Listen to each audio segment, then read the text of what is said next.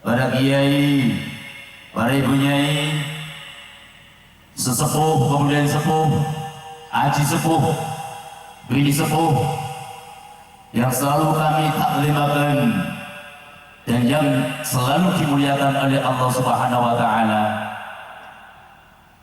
Kepada jajaran pengurus Nahdlatul Ulama dari unsur Mustasyar, Syuriah, Tanfidiyah, juga semua banom-banom, lembaga-lembaga Nahdlatul Ulama di Kecamatan Bakel.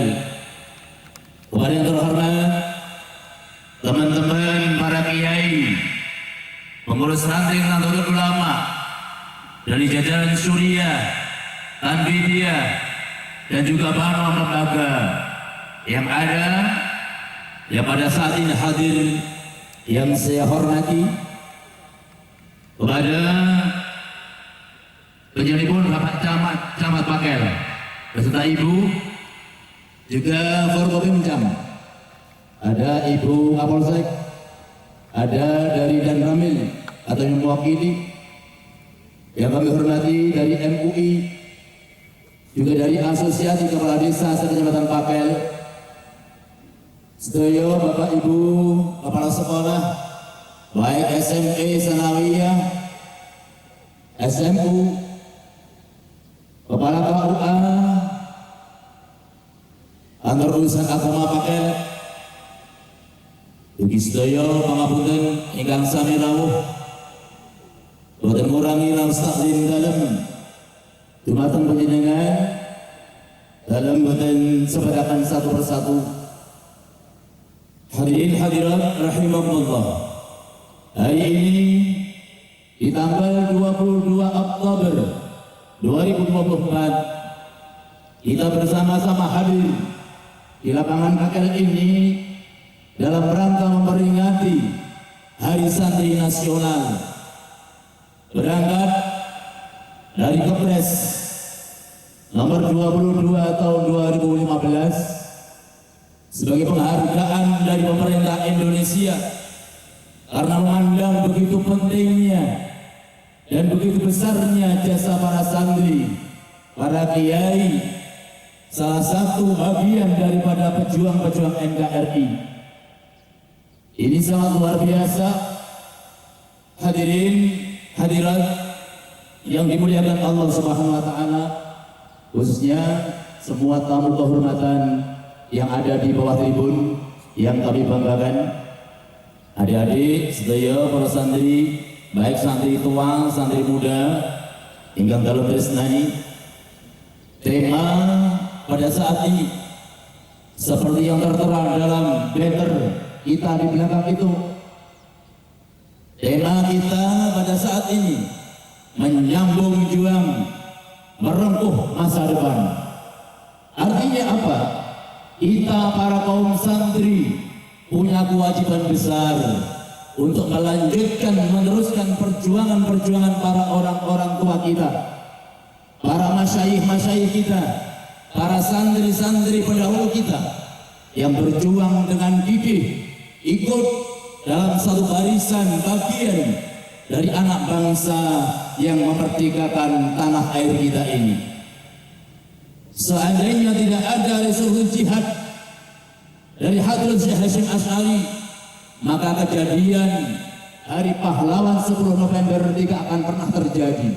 Ini sejarah. Ketika itu baru saja 2 bulan bangsa Indonesia merdeka. Semuanya bangsa Indonesia gegap gembira. Rasa syukur telah diproklamirkan menjadi negara yang merdeka. Tapi selang 2 bulan Belanda nikah bersama Jepang, Inggris datang lewat Surabaya. Insinyur Soekarno beserta Bung Hatta pada waktu itu merasa kaget. Beliau pusing 7 keliling. Baru saja diproklamirkan, mereka datang lagi. Alasannya mencari tentara mereka yang masih menjadi tahanan di Indonesia. Akan tetapi mereka datang ke sini dengan peralatan yang cukup luar biasa, alutsista yang lengkap, pasukan yang sangat luar biasa banyaknya.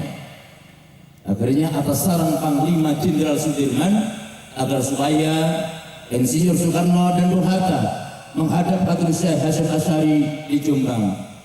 Alhamdulillah diterima dengan baik, disemayani telung dino. Hadrah Syekh badhe istikharah dulu.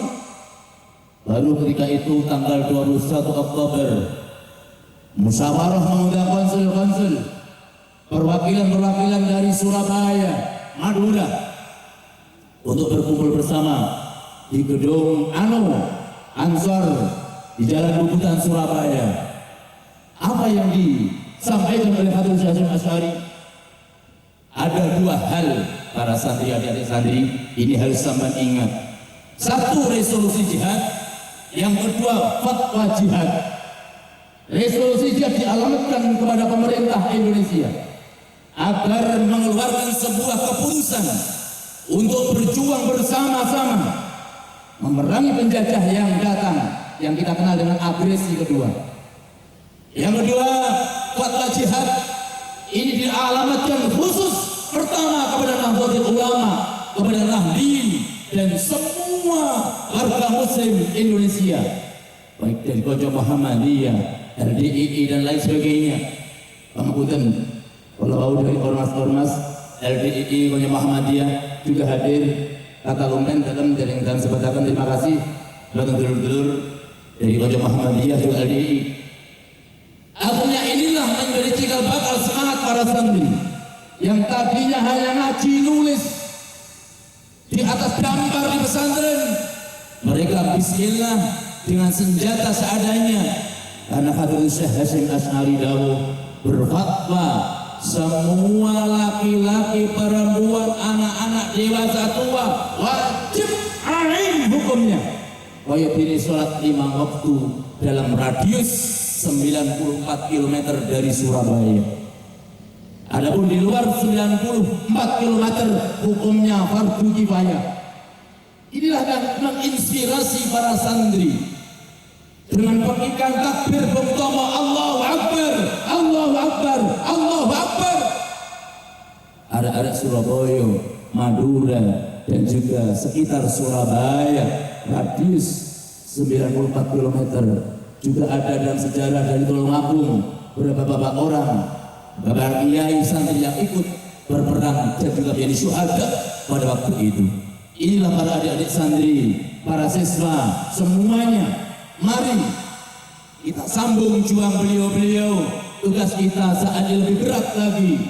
Indonesia koyone wis hebat, tepat, tapi ingat perjalanan kita masih jauh, banyak yang harus kita lakukan, terutama dari kaum Nahdliyin, dari kanca-kanca Nahdlatul Ulama.